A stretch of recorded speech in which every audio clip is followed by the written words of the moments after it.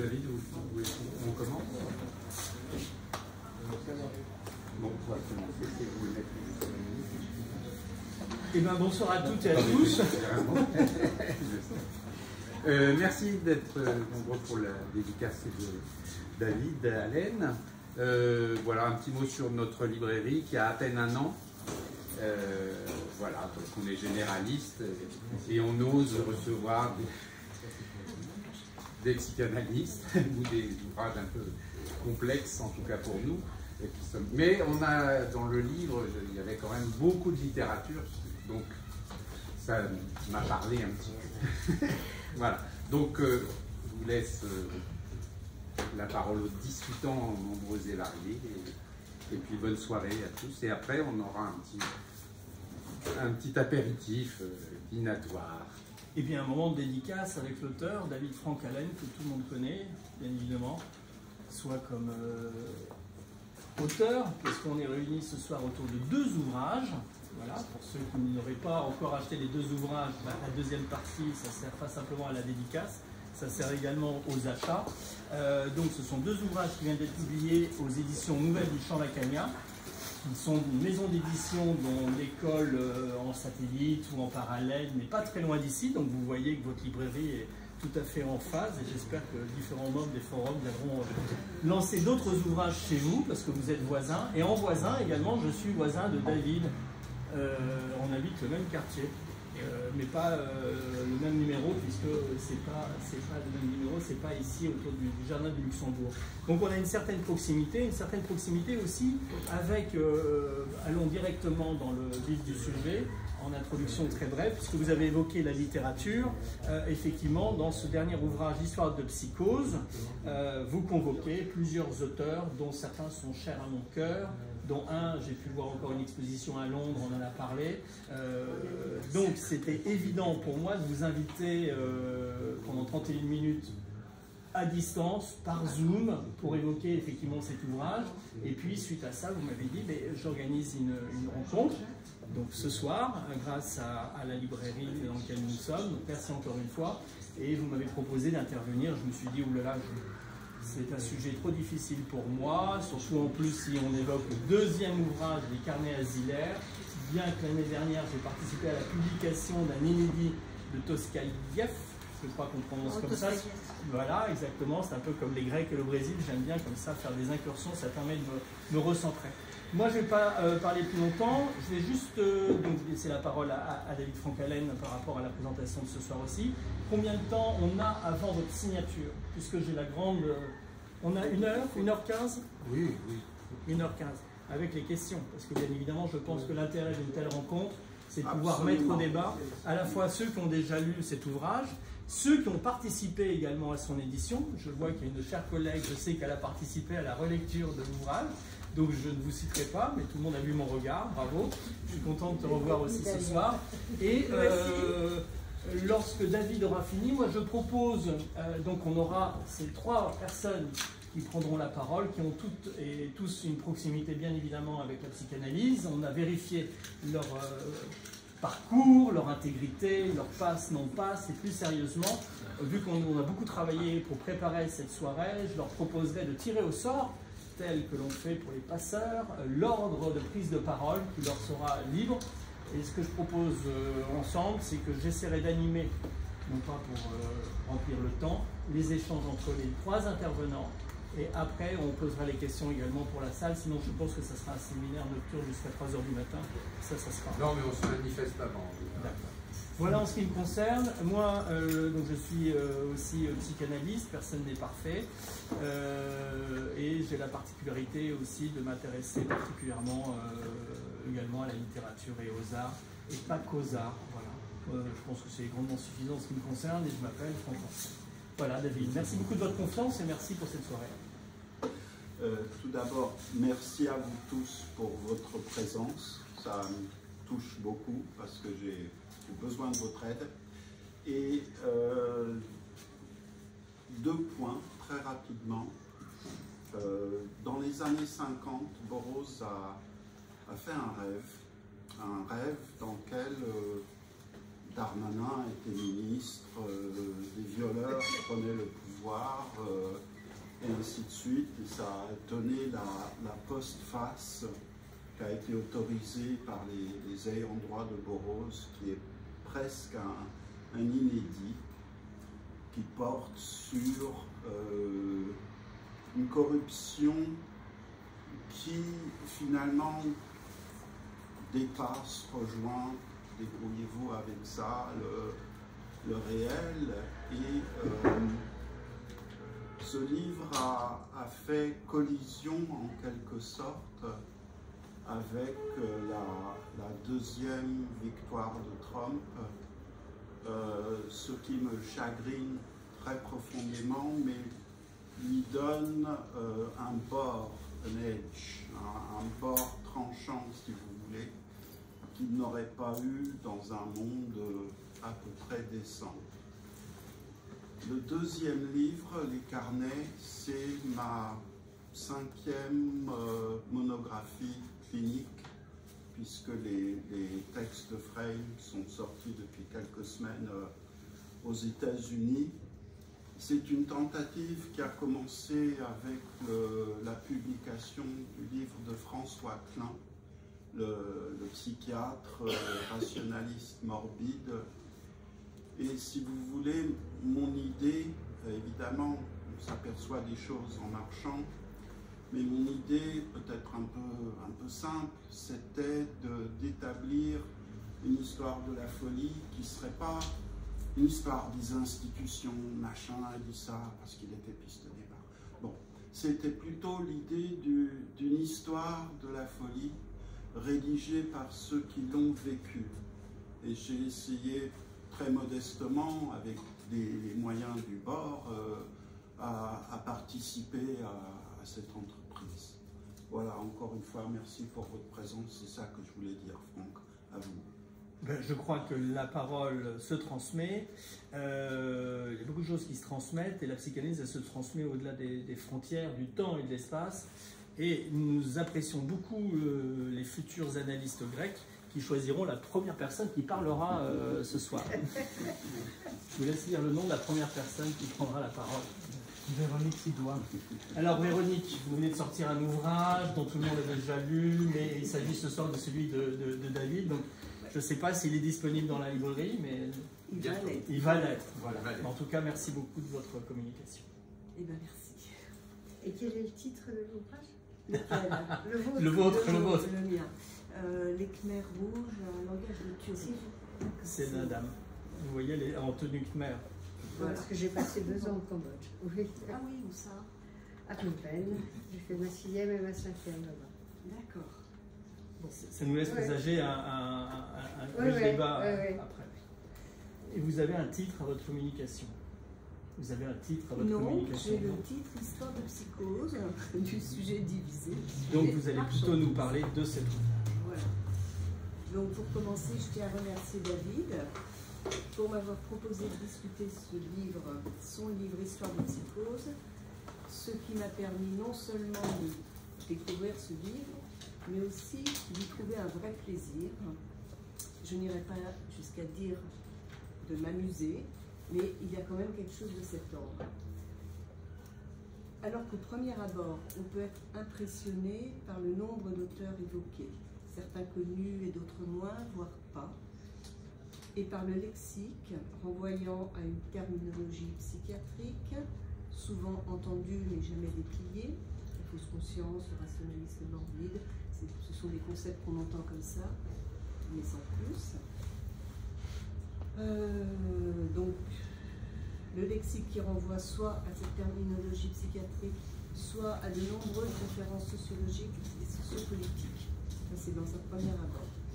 Alors, David, comme on se connaît depuis plus de 20 ans, je retrouvais là certains auteurs dont tu m'avais parlé, souvent, le Dr Klein, James Frame, et je me préparais à lire un livre sérieux, avec tout ce que cela peut avoir parfois de pesant, de difficile à suivre.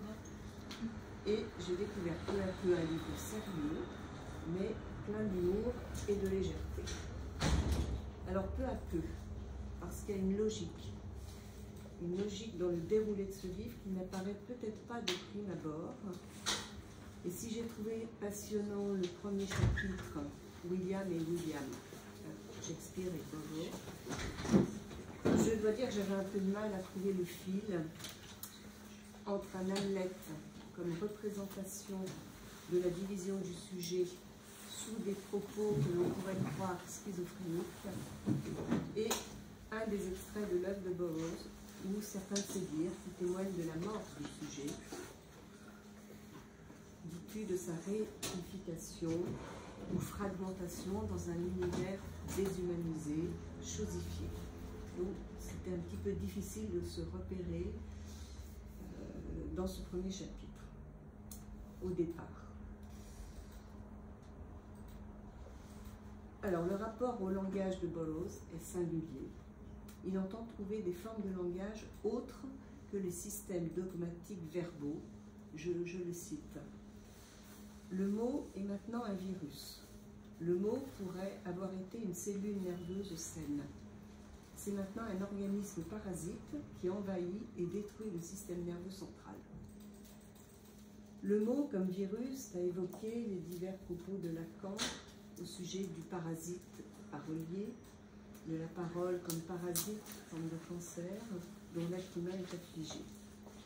Cela amènera Burroughs à créer à travers son œuvre un univers sans loi, où règne la fragmentation du corps, de l'être, où la jouissance, les pulsions partielles sont absolument disjointes du langage.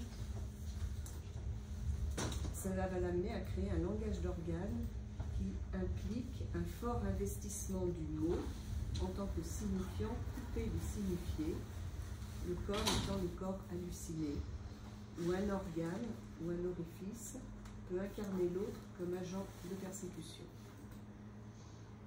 Un corps, là je cite David, un corps du besoin pulsionnel et non du désir, un corps qu'il est dangereux d'habiter. Ce langage d'organes qui sépare le corps de l'identité implique une prise du mot au pied de la lettre. C'est un langage réifié qui produit aussi un sujet réifié. David décrit très précisément comment pour Burroughs la science, c'est-à-dire la psychiatrie, la technologie, travaille à la désubjectivation du sujet, le réduit à être une chose dans un monde chose où tout ce qui existe relève du besoin, de la marchandise, de la réification généralisée. Donc c'est absolument passionnant, c'est le premier chapitre. Et ce travail sur le signifiant, sur le S1, m'a rappelé un auteur que j'apprécie beaucoup, Jean-Pierre Brisset. Alors, quel est l'intérêt de cette lecture attentive de l'œuvre de Burroughs? Il est double et il va être largement illustré avec nombre d'auteurs.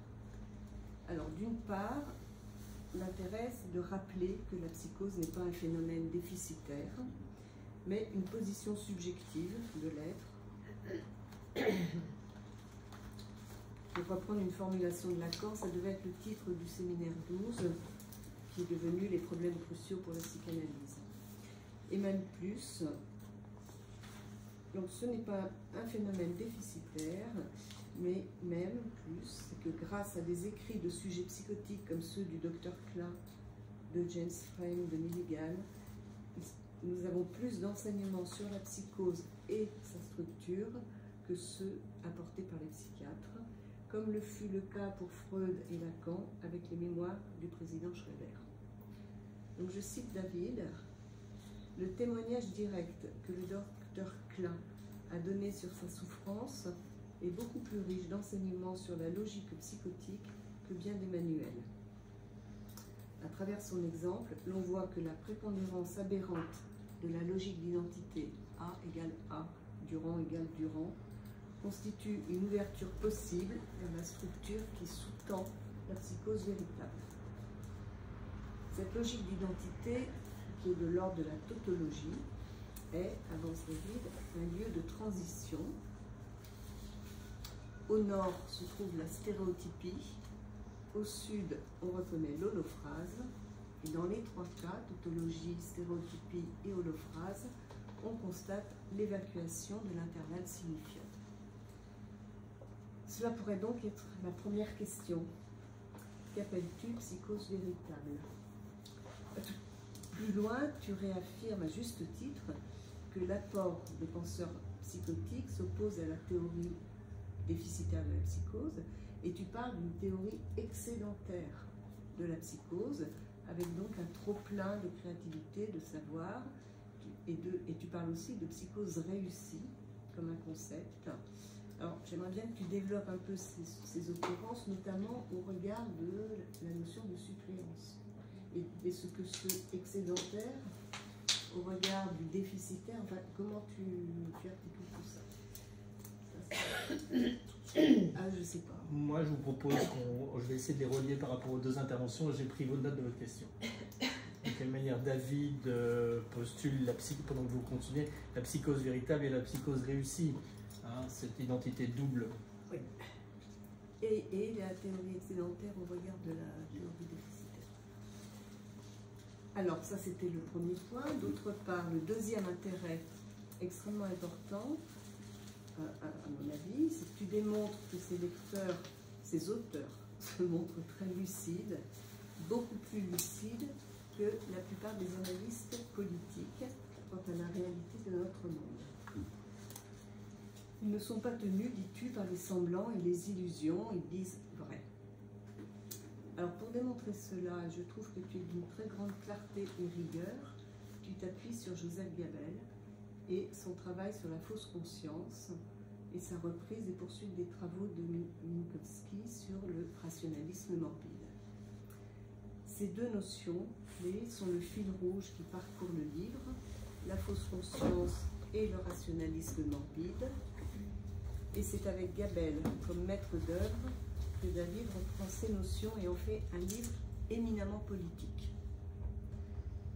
Le rationalisme morbide, je cite David, suppose un arrêt de la relation dialectique entre un sujet psychologique et social et le monde, ou encore l'ambiance d'une situation donnée, soirée entre amis, bureau de poste, etc.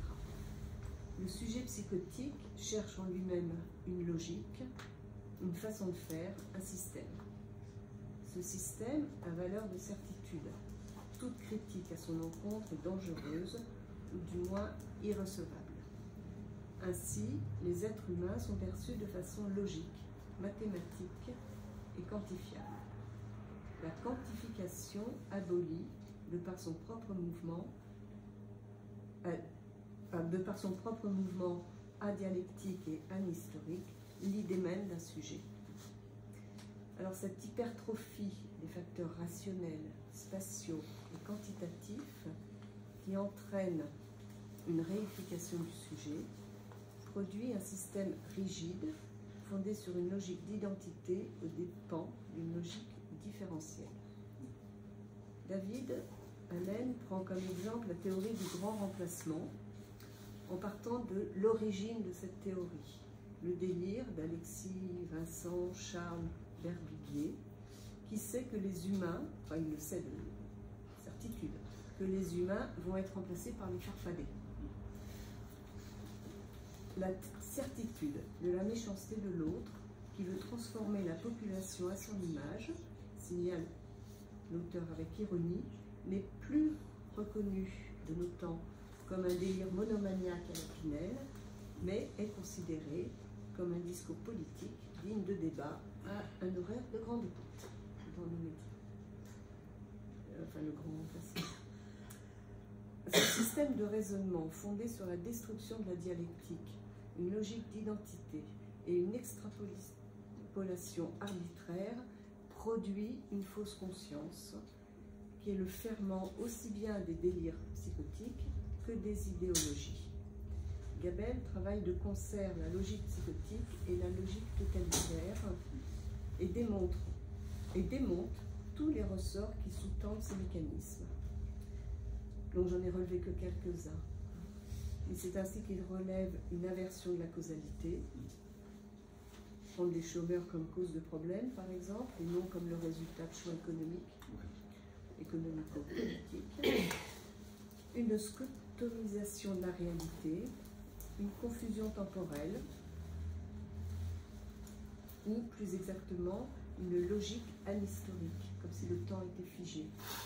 Ce qui permet toutes les équivalences, faire équivaloir par exemple un faux passeport et des faux billets, sans tenir compte de la différence d'intentionnalité entre celui qui fait un faux passeport et celui qui fait des faux billets, etc. La fausse conscience se manifeste dans la distorsion qu'elle opère entre le signifiant et le signifié. Elle présente des préjugés, des équations fausses. Elle est source de distorsion idéologique du fait de la réification de la conscience. Je cite Gabel.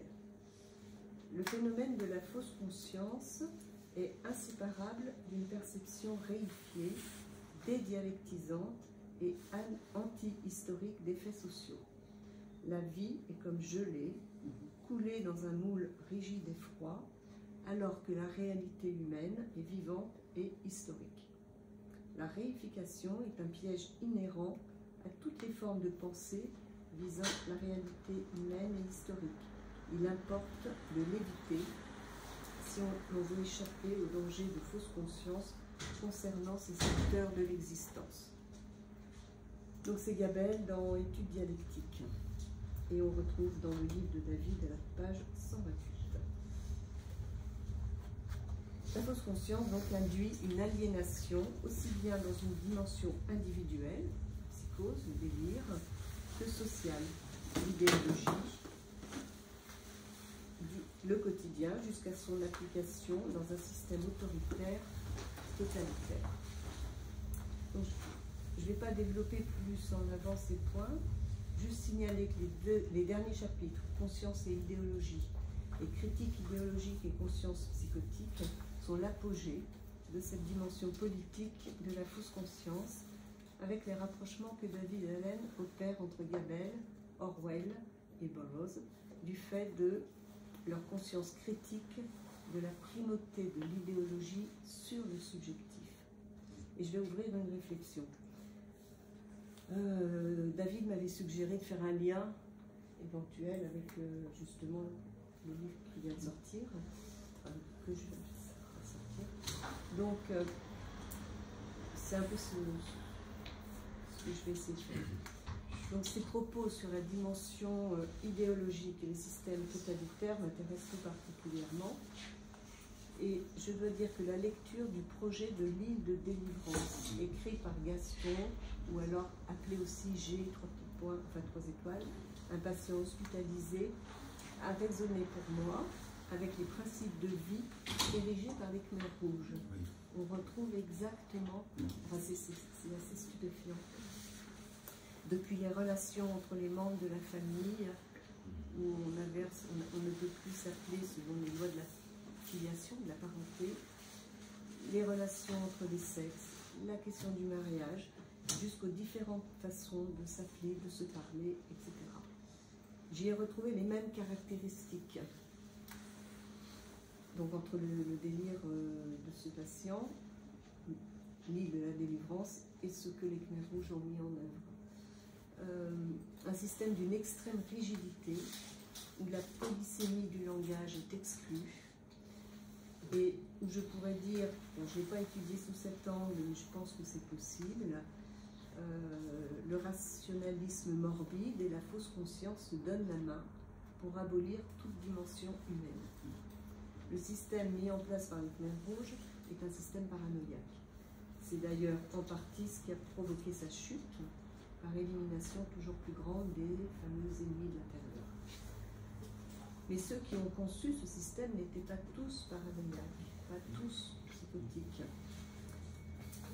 En évoquant l'écrit de Boisen, un psychiatre psychotique, psychologue, ah, d'accord, un psychologue psychotique, qui soigne par moments et qui est patient par d'autres moments, et qui est très intéressant. Et dans cet écrit, il n'hésite pas devant l'idée d'éliminer des milliers de personnes pour l'amour de Dieu. Et il dit à ce moment-là, la Bible, je te cite, les conceptions inhumaines que la structure psychotique produit. Alors, même si nous pouvons penser, il suffit de voir aujourd'hui ce qui se passe dans le monde, que nombre de dictateurs ou de chefs d'État autoritaires sont psychotiques, ça, je suis à peu près sûr pour certains, nous savons, et je m'en suis aperçue donc, pour travailler avec les chefs, pas avec les chefs, mais sur les chefs Khmer Rouge, du régime Khmer Rouge, que toutes les positions subjectives étaient représentées. Pol Pot était certes paranoïaque, Dutch, le responsable du centre d'extermination, était psychotique, schizophrène probablement, ça je ne sais pas trop, mais Moon Jae-in ne l'était pas, il serait plutôt pervers. Yang Sari et Khieu Samphan étaient dénévrosés, et c'était donc les trois grands chefs Khmer Rouge. Donc l'inhumain n'est pas réservé à la psychose, c'est même le propre de l'humain. Et la difficulté, me semble-t-il, est d'articuler la dimension subjective et la dimension systémique, de ne pas l'oblitérer. Si psychotiques et névrosés se retrouvent dans un même mouvement d'aliénation à une idéologie, peut-être que la différence entre croyance et certitude, par exemple, peut nous amener à poursuivre ces travaux sur le rapport de l'humain, du sujet au langage, puisqu'au final, c'est bien du langage et de son atteinte qu'il s'agit. Peut-être que tu pourras dire quelque chose à ce sujet. C'est une question qui s'adresse de fait, de toute façon, à tout le monde. Comment expliquer, comment comprendre ce qui, pour l'un, fera réification et adhésion à une idéologie, et pas pour l'autre. Ou comment l'un pourra s'en dégager. Je pense aux nombreux militants communistes qui, une fois que la réalité stalinienne a été connue, ont démissionné, ont rendu leur carte. Dominique de Santi en parle très bien dans un de ses livres, et puis pas d'autres. Il s'agit d'aveuglement face au réel, donc du rapport au réel pour chacun, et au final d'une position éthique. Mais voilà, comment essayer d'appréhender ça. Alors, dernière petite remarque, le sujet est réifié, devient marchandise, c'est le sous-titre du livre, le sujet divisé au sujet marchandise. Dans notre société capitaliste, et tu prends comme exemple un glissement du signifié sous le signifiant avec le mot modernisé pour dire licencié. Nous sommes là dans une novlangue très actuelle, on parle de plan social pour dire licenciement, de ressources humaines au lieu de service du personnel. Et cette transformation du sujet divisé en sujet d'échange, en objet d'échange, d'une part, n'ouvre-t-elle pas à l'illibéralisme, c'est-à-dire la possibilité d'asservir les sujets et de pouvoir les exploiter comme matière première, à l'instar des camps, donc à rejoindre la réification du sujet côté déchets, telle qu'elle se présente dans les dictatures repérées comme telles, le disier, gouvernement animal, c'est souvent les mots employés. Voilà, donc moi je m'arrête là, je te remercie.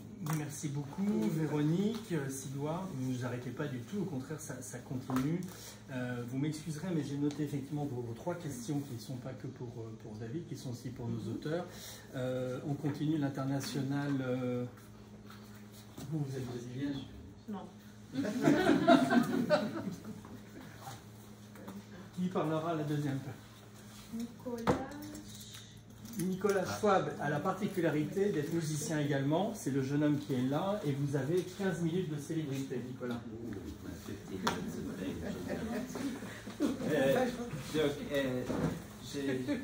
Je voulais parler de... À la base, je voulais parler des deux livres, parce que le rouge et le vert vont bien ensemble, puisque si souvent la politique peut se résumer à la guerre des bleus contre les rouges aussi, et j'aime bien voir le rouge et le vert dans des couleurs complémentaires.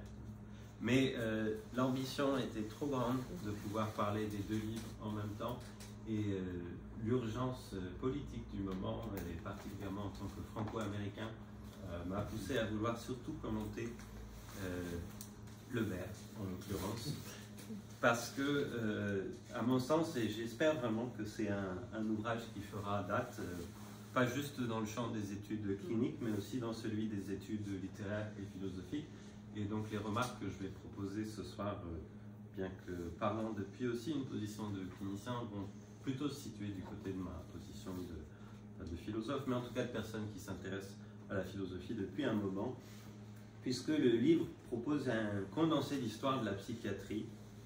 À mon sens, c'est une démonstration à la fois clinique et en même temps logique aussi, hein, de ce qu'on pourrait appeler, je ne sais pas si on peut dire que c'est un paradigme, mais en tout cas ce concept de la fausse conscience idéologique qui a été inventé par le psychiatre Joseph Goebbels.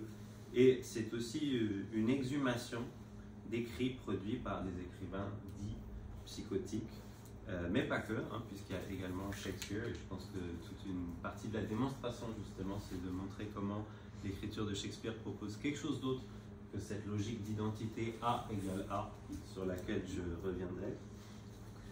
C'est un livre dont il y a une exigence théorique, c'est-à-dire que ce n'est pas un livre qui peut se lire d'une traite, mais qui en étape par étape, couche, par cycle, s'approche, et qui en même temps a une vraie structure didactique, c'est-à-dire que si on n'est pas familier avec ces choses, toute l'information, comme on dit, est là pour qu'on puisse s'y intéresser, aller chercher d'où ça vient, ce qui est quand même d'une grande utilité à l'époque où voilà, des choses peuvent être présentées comme du savoir pur. Hein.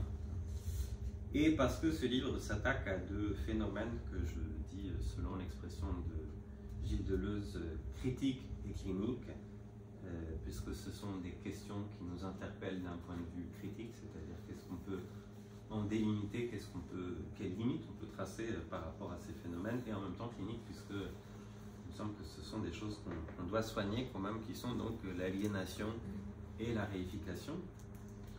Et il me semble qu'à l'inverse de toute lecture totalisante, et donc qui serait là aussi dans cette logique A égale A, et donc celle de l'idéologie, ce livre procède, comme j'ai dit, par couche et par cycle, et dégage de cette façon un accès autre à une clinique, je pense, de ce que j'appelle à la suite de Wittgenstein et Agamben des formes de vie.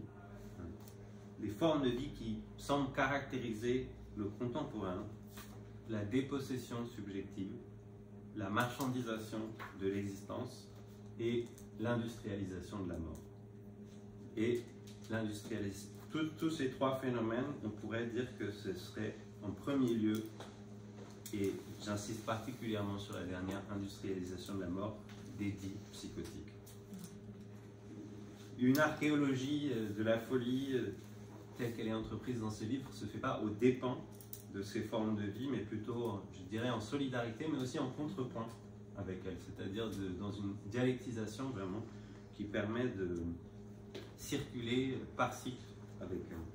Comme le rappelle David Allen, il est temps de revenir à l'expérience des sujets au lieu de confirmer leur aliénation avec toujours plus de pharmacologie. Une véritable histoire de la folie serait mieux rédigée par ceux qui l'ont vécue. Nous avons essayé, écrit-il encore, ici et ailleurs, d'encourager ce mouvement d'idées. Je pense que ce terme de pharmacologie mérite d'être entendu dans toute son équivocité, non seulement comme la désignation des techniques chimiques qu'on utilise actuellement pour agir directement sur le cerveau humain en vue de le téléologiser, c'est-à-dire l'orienter toujours plus vers sa finalité et vers une représentation universelle, faussement universelle, et à mon avis largement fictionnée du bonheur, dont François Julien a fait la critique dans un ouvrage qui s'appelle « Nourrir sa vie à l'écart du bonheur ». Mais aussi plus largement, à mon avis, ce terme de pharmacologie doit être entendu dans son sens de pharmacone, de poison, remède, et dans ce qui est en même temps la discussion toujours de guérir ou ne pas guérir. Et par rapport à la question de la psychose, il me semble que ce livre, quand il parle de réussite, je pense que c'est une façon aussi d'envisager autrement cette idée de guérison. Et de cette façon, je pense que David Allen dit très modestement qu'il n'apporte strictement rien de neuf, qu'il n'offre aucune nouveauté à vendre sur le marché de la culture, et j'ajouterais du bonheur aussi, et propose au lieu une infime correction de l'essentiel qui, comme il l'écrit avec justesse, importe bien plus que des étagères d'innovation celle dont on dit qu'on va résoudre la santé mentale à coup d'algorithmes et d'applications, et d'esquiver au lieu la question de la folie. Alors, quel serait-il cet essentiel auquel David Allen a apporté, me semble-t-il, cette infime et cependant nécessaire correction?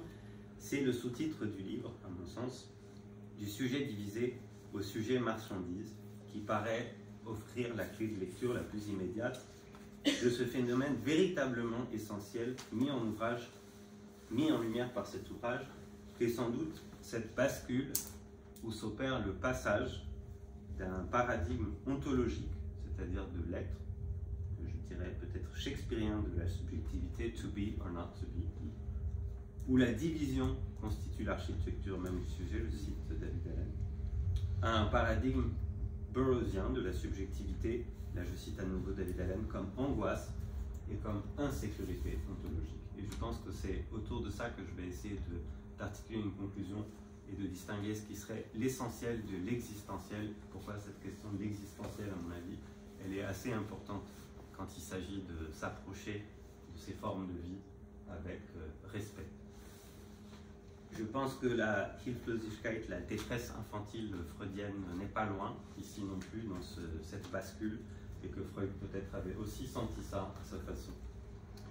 Et il ne s'agit pas de se rassurer avec une étiquette diagnostique qui réduirait la pathologie à une donnée purement subjective et ou objective, puisque dans ce paradigme économique de la subjectivité décrit par Burroughs, s'efface la distinction entre le sujet et l'objet de consommation.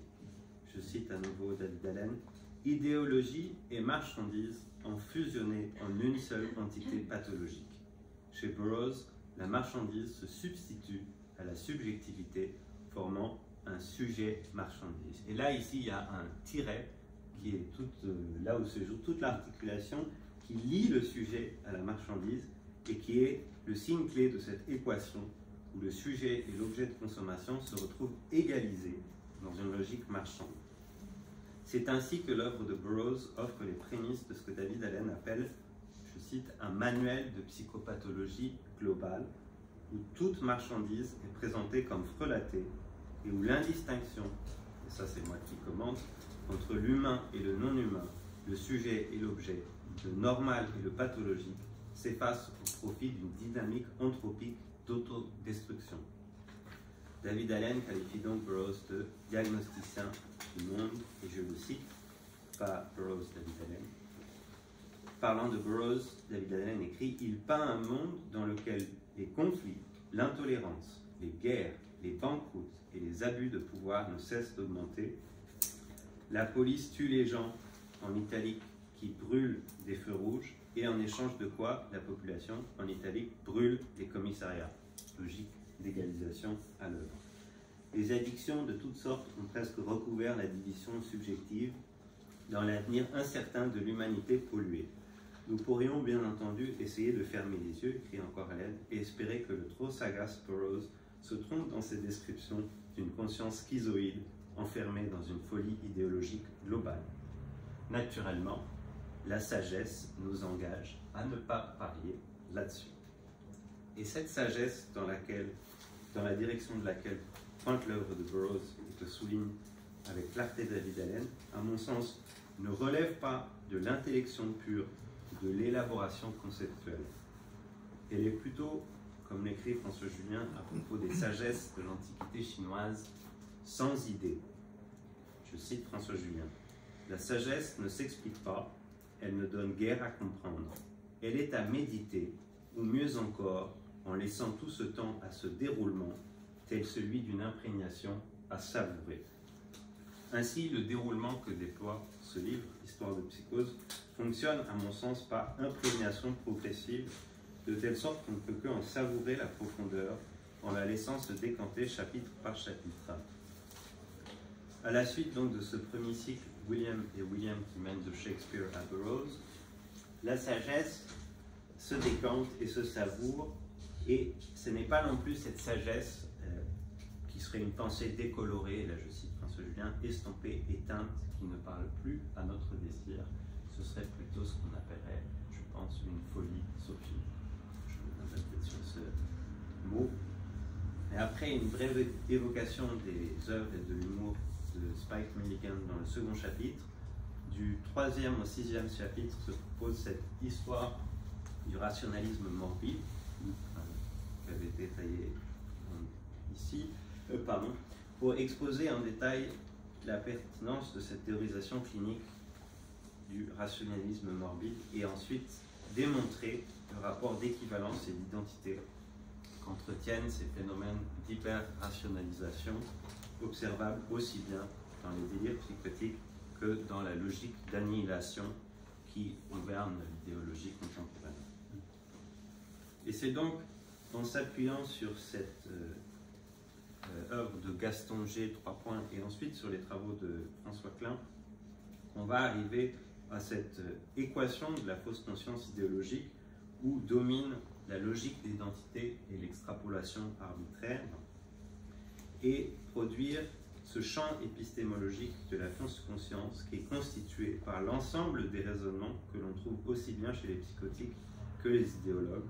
La psychose n'empêche en rien une prise de position idéologique, bien au contraire, écrit d'Aven Allen. Je crois que les remarques précédentes étaient très intéressantes sur le fait que c'est pas parce que ce sont des idéologues qu'ils sont tous psychotiques, mais qu'il y a quelque chose d'un recoupement qui se fait notamment autour du terme de système que vous avez employé.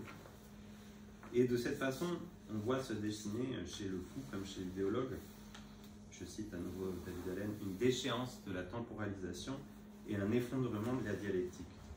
Autrement dit, le fou, comme l'idéologue, rejette aussi bien le cours de l'histoire que l'espace du dialogue, qui se constitue littéralement à partir des écarts, le dia grec, qui gisent entre les discours.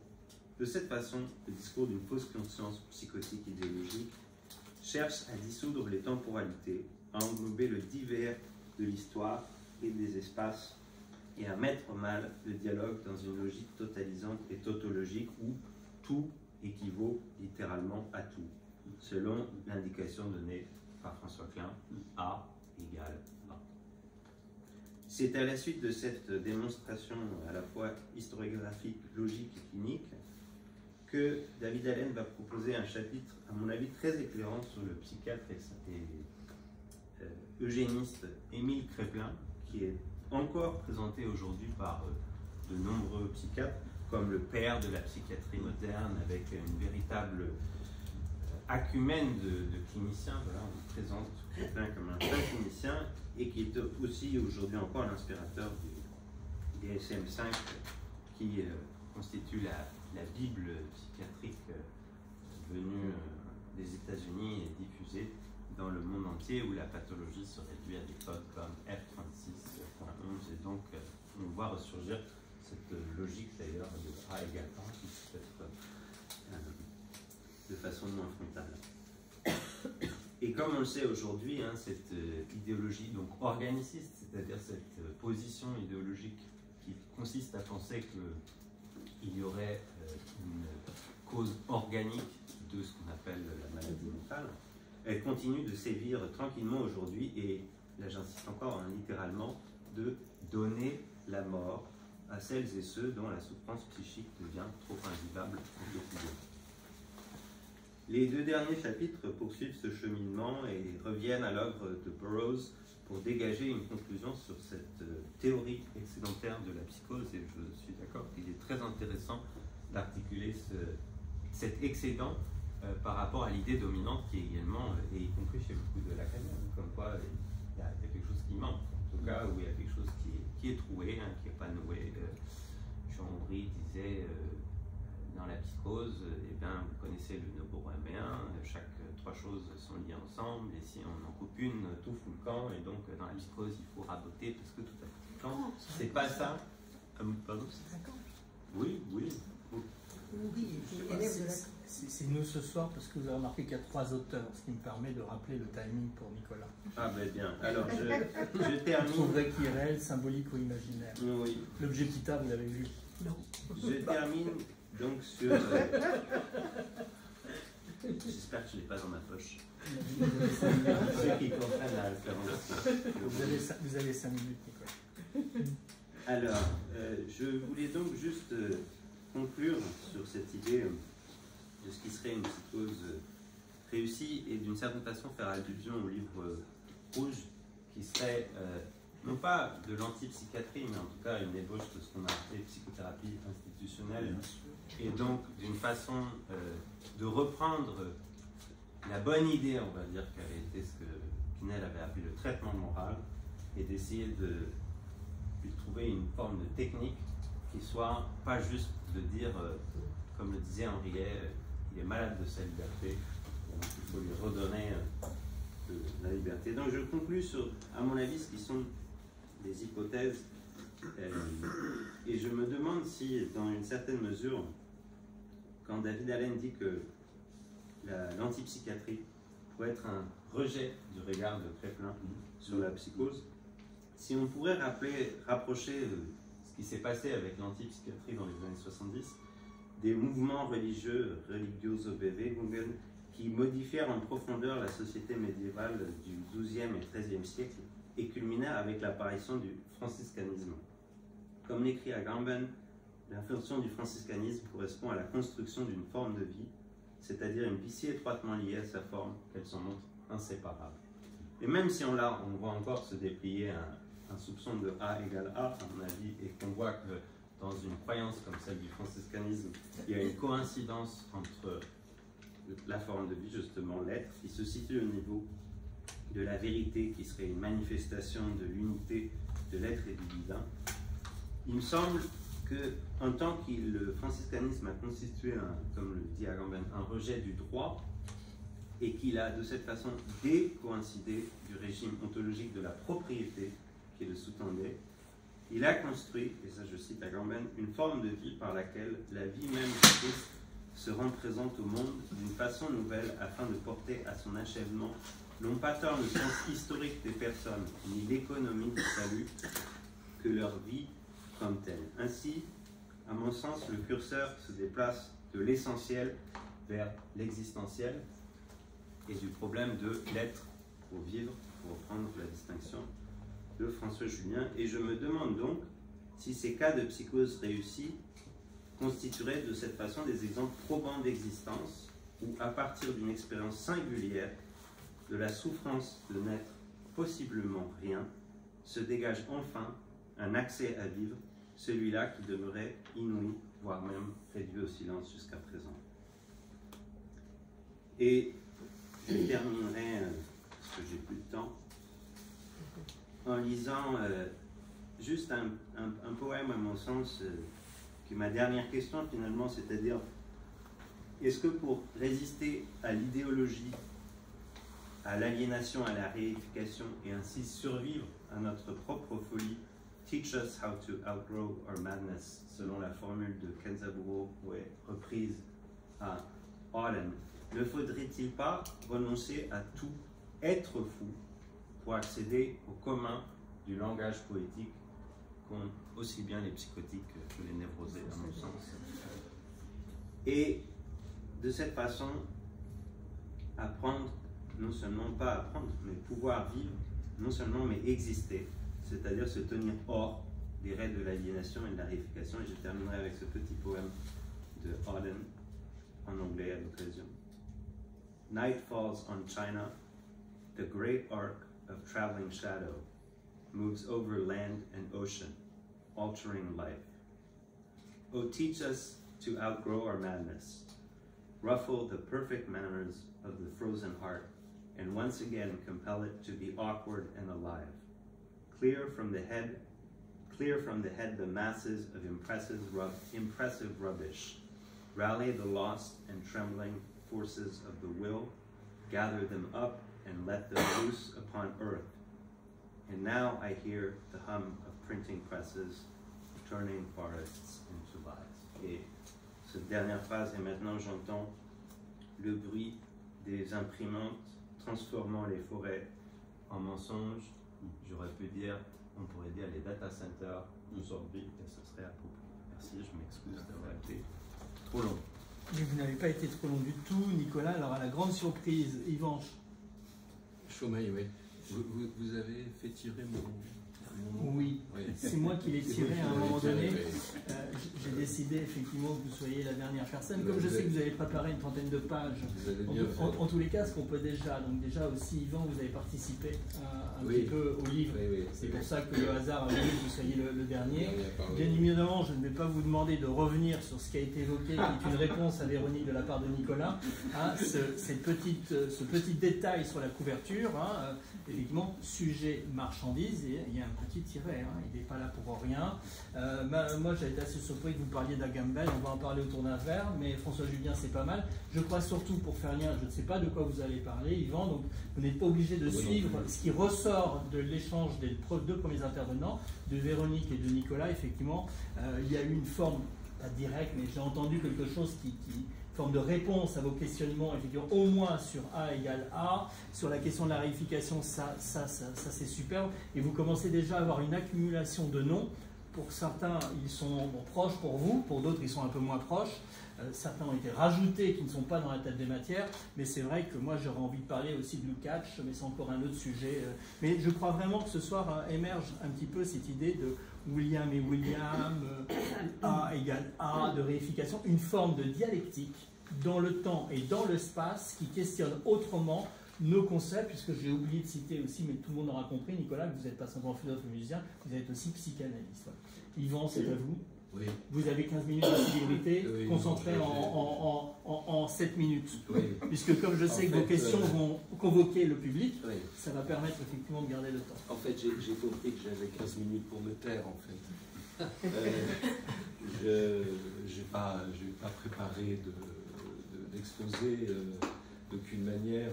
David m'a invité parce que j'ai eu le privilège et l'honneur de relire parmi d'autres son texte, donc je sais que, enfin son texte, les histoires de psychose, autrement dit, s'il y a des coquilles, faut me les apporter, quoi, hein, mais c'est la preuve que le poussin est né. Hein. Bon, en fait, dans la mesure où j'ai prévenu David que je ne préparerais pas de texte, il m'a proposé de lui poser des questions que je lui ai déjà posées. Donc, en quelque sorte, il pourrait vous dire les questions de ses réponses. Deux choses importantes, enfin bon, mais qui ont été dites de nombreuses fois. Quand j'ai lu et relu le texte, il y a quand même quelque chose qui, à chaque fois, m'a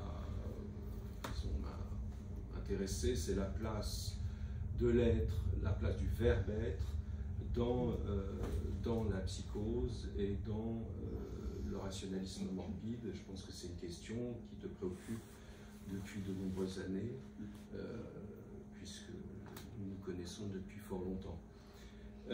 Ça, c'est une chose. Et puis, il y a une autre chose. Donc, ma question porte là-dessus. Hein, c'est ce que je t'avais transmis.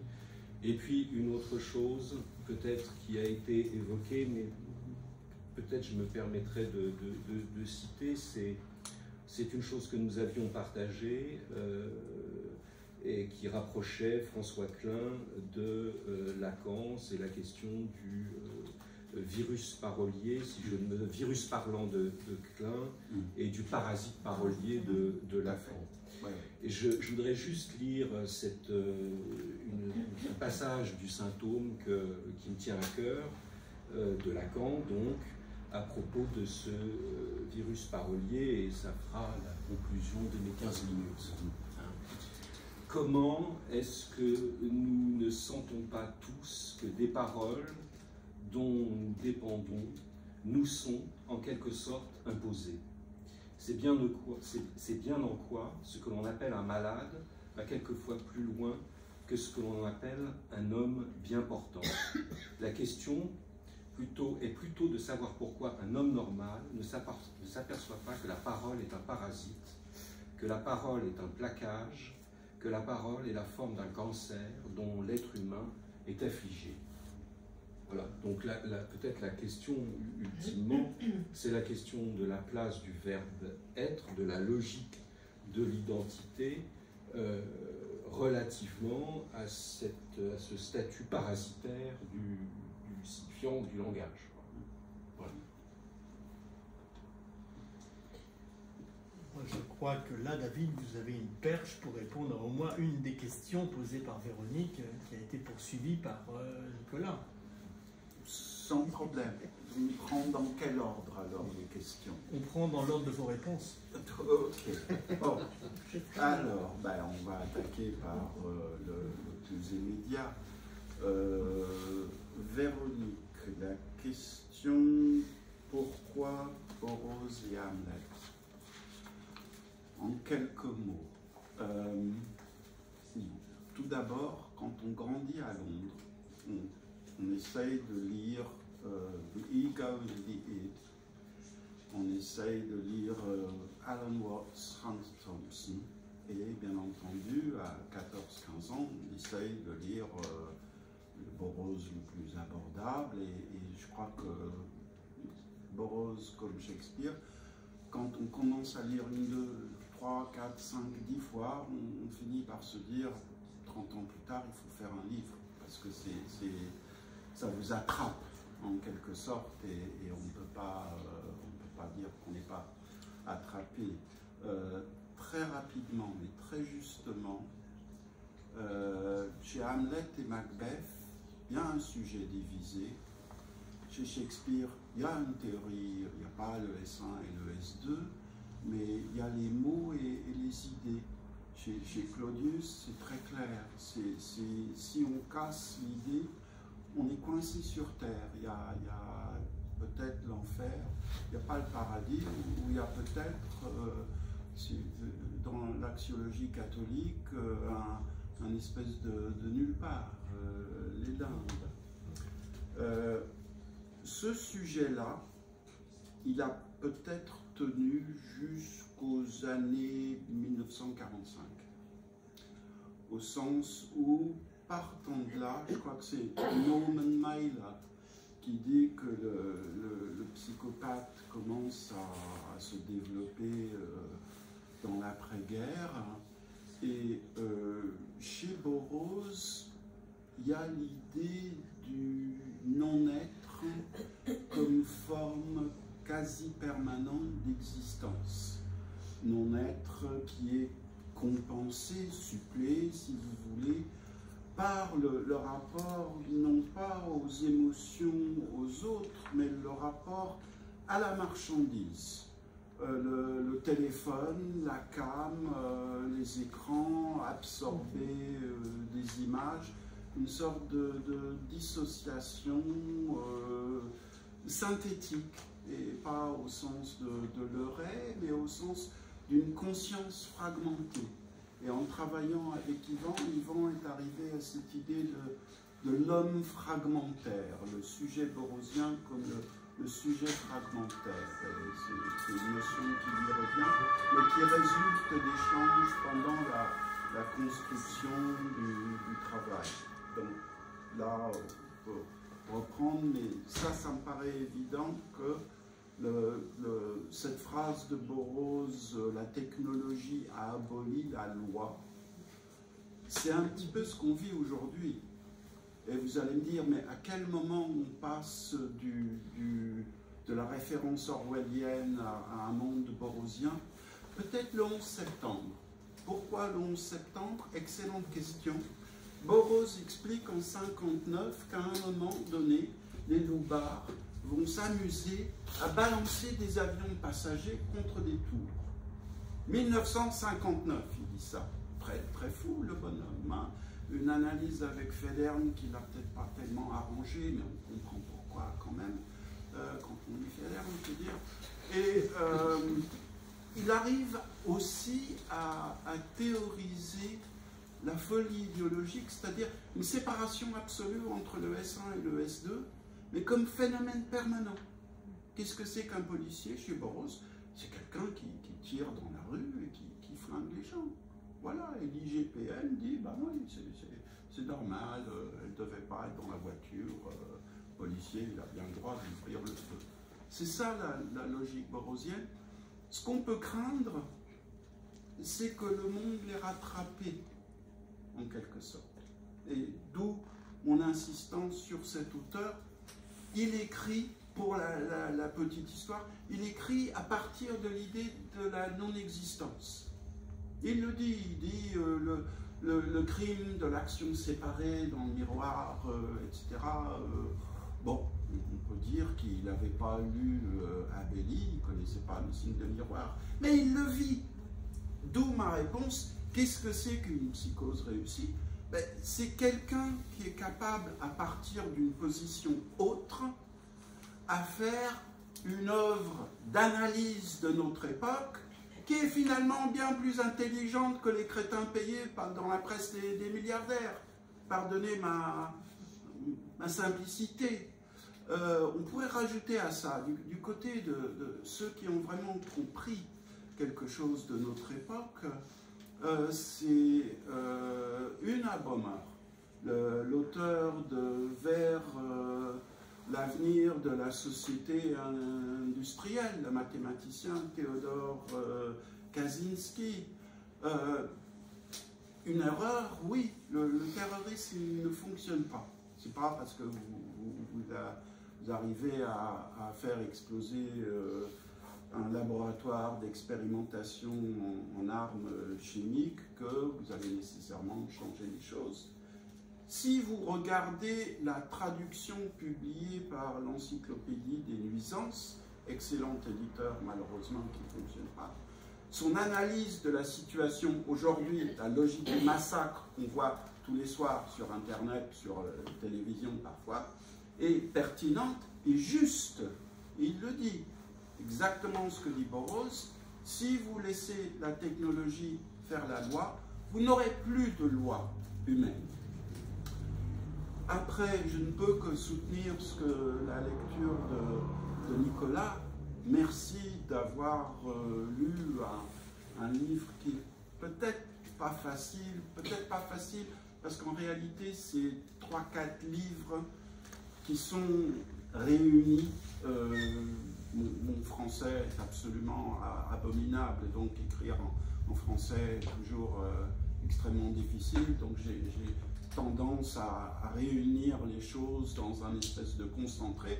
Mais un concentré, vous rajoutez de l'eau et ça va, vous pouvez l'absorber. Le verbe être, question essentielle, et j'ai dit au début, j'ai besoin de votre aide. J'ai commencé à travailler le verbe être et à embêter les collègues, les amis, les étudiants, etc. avec cette question. Je résume mon problème comme suit. C'est peut-être votre problème aussi, d'une certaine façon, pour les cliniciens, les philosophes, et tout le monde. Tant pis pour vous. Est-ce qu'on peut supposer que l'orgie du verbe être est coexistant d'un signe du miroir? Est-ce que c'est tout simplement quelque chose qui fonctionne comme le porte-manteau de la subjectivité, d'où sa place dans les constructions délirantes, dans la folie? Je veux dire par là que pour faire tenir un monde, il faut la notion d'existence. Et il y a des collègues qui vont dire « Oui, mais il y a des langues qui n'ont pas de verbe être, le dialecte malgache, etc. Il n'y a pas de verbe être. » D'accord. Mais très souvent, si vous regardez le colloque de 39 sur schizophrénie et langage, il y a un cas absolument sublime qui fonctionne avec le signe égal. Donc, cette question de la logique d'identité, elle n'a pas besoin du verbe. Elle a simplement besoin de la notion d'équivalence. Ça, c'est la même chose que ça, c'est la même chose que ça. Et c'est par là qu'on arrive à la question qui préoccupait tant Gabel, à savoir l'anaxiologie. Anaxiologie qu'on trouve dans des phénomènes cliniques que vous connaissez bien, tout se vaut, pourquoi aller là plutôt qu'aller là. Dernier point par rapport à la citation d'Ivan, le langage comme chose imposée, comme virus, dirait Burroughs. Ce problème est double. Il existe déjà dans un livre très extraordinaire Le Grand du Saule, La folie du doute, livre magique de 1875 que tout le monde devrait lire tous les soirs pour cerner ce qu'il en est du rapport de certains sujets au langage. Vraisemblablement, il y aura un travail à faire d'opposition entre ce qui se passe dans La folie du doute côté Le Grand du Saule et ce qui se passe du côté du James Tilly Matthews, Le Patient de Aslan, qui lui est parlé et dirigé par la Spinning Jenny, le métier à tisser. Voilà un projet auquel je vous invite. Voilà, j'ai essayé de répondre comme j'ai pu, je peux bien développer, mais il y a peut-être aussi... Je crois que David, j'allais vous proposer ça.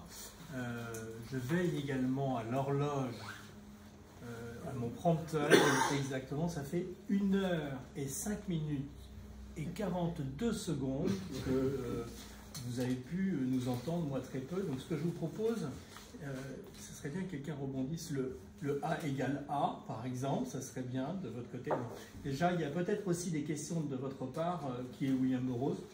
Oui, par exemple, très bonne question. Question qui s'est posée toute sa vie. Voilà, par exemple, tout simplement.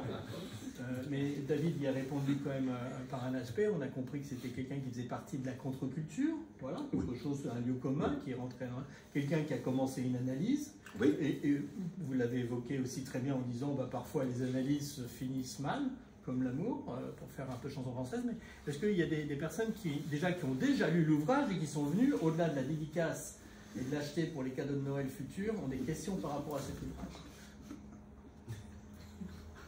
Alors, une autre question, mais venant de moi, comme objet petit a. Ah, excusez-moi. Allez-y, j'ai lu partiellement l'ouvrage. Ah, vas-y. Et c'est plus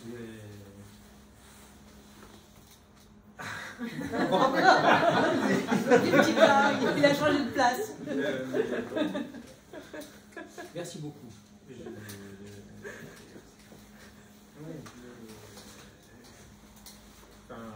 Et merci pour votre lecture très fine et vos remarques. Je pense que c'est un livre absolument essentiel. Parce que, pour plein de raisons, je passe sur les questions d'écriture, mais sur le fond, il y a quelque chose que j'entends pas tellement dans nos milieux, à quoi vous vous affrontez. Et vous nous emmenez là-dedans, et c'est les questions contemporaines ouvertes, qu'on se prend dans la gueule en réalité, et on ne sait pas quoi répondre, on ne sait pas même comment le penser, ce qui nous arrive. Les 100 premiers jours de l'autobus, ça va tellement vite, et pourtant Burroughs est là depuis longtemps, je confesse que je ne connaissais pas du tout, et ça, alors là, c'est pour un condensé, j'ai besoin de prendre plusieurs verres d'eau et des bouteilles d'eau pour décanter, et essayer de décanter, et c'est pour ça que j'ai pas pu finir le livre avant aujourd'hui, parce que découvrir ça, c'est aussi un choc, c'est un peu, c'est une lucidité crue qui fait mal. Oui. On n'a pas envie de regarder ça. C'est dégueulasse. C'est dégueulasse, oui. Ce qu'il écrit, c'est dégueulasse. C'est d'autant plus dégueulasse que c'est notre monde qui nous pend au nez, et que les analysants, les collègues, etc., les collègues aussi dans d'autres pays, sont confrontés à ça. C'est insupportable, et ça rejoint cet autre insupportable de Poutine, Trump, Netanyahou, Erdogan, et aussi. Oui, alors vous apportez des clés, pas sans la psychanalyse, pour pas prendre de la distance, mais au contraire rentrer au contact de ce truc-là et essayer d'avoir un peu des coordonnées qui me semblent. Moi j'ai cherché partout, et que dans ce sens-là, c'est pas une rencontre manquée, votre livre, mais c'est une rencontre à laquelle j'aspirais, mais qui est quand même difficile, hein. On le sait.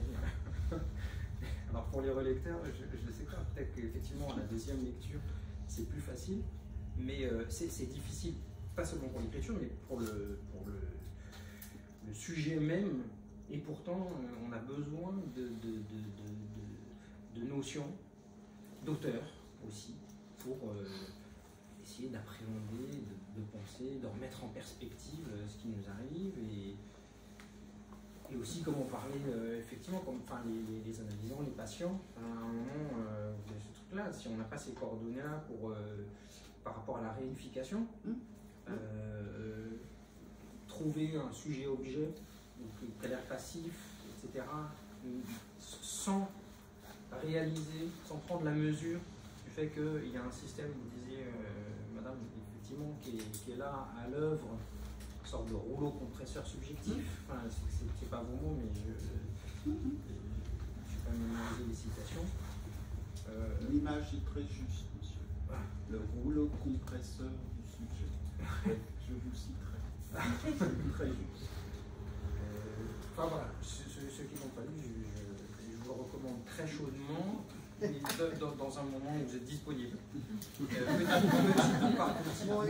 Alors, c'est un livre qui a été évoqué comme qui est chapitré, qui est l'aboutissement aussi d'un travail de recherche sur des décennies, et on peut le lire aussi par chapitre, ne serait-ce que ce fameux William, en se couchant sans aucun problème et sans faire le lien avec A égale A, comme il n'y a pas besoin de se taper l'histoire classique du marxisme de Lukács. Voilà. Moi je pense qu'en tous les cas, vous avez bien saisi que c'est un ouvrage dense, qui mériterait plus qu'une soirée. C'est peut-être dense, plein de légèreté. Plein de légèreté. Moi j'ai vraiment eu du plaisir à le lire. Et vrai. des fois, je me suis amusée parce que d'abord, David a beaucoup d'humour, et puis les auteurs qui sont évoqués ont aussi. Par exemple, avec beaucoup d'humour, Guy Debord. C'est très drôle. Enfin, il y a des choses très drôles. Véronique, c'est vrai que vous l'avez relevé, je l'avais relevé. Je vais un peu écourter la séance, il n'y a pas de questions pour ouvrir aux échanges. Au contraire, madame, allez-y. Une mini-remarque. C'est juste pour rendre hommage à, tu l'as dit David dans ta présentation, mais ce qui était d'abord un peu comme un rêve, non, de réécrire l'histoire de la psychiatrie par ceux qui ont écrit sur leur propre délire, et notamment avec l'humour de ceux qui étaient psychologues ou psychiatres et qui ont écrit sur leur propre délire. Il y a ça qui fait dans la légèreté et dans l'humour, et c'est quand même un ancien projet, et qui là, les différents moments s'enchaînent.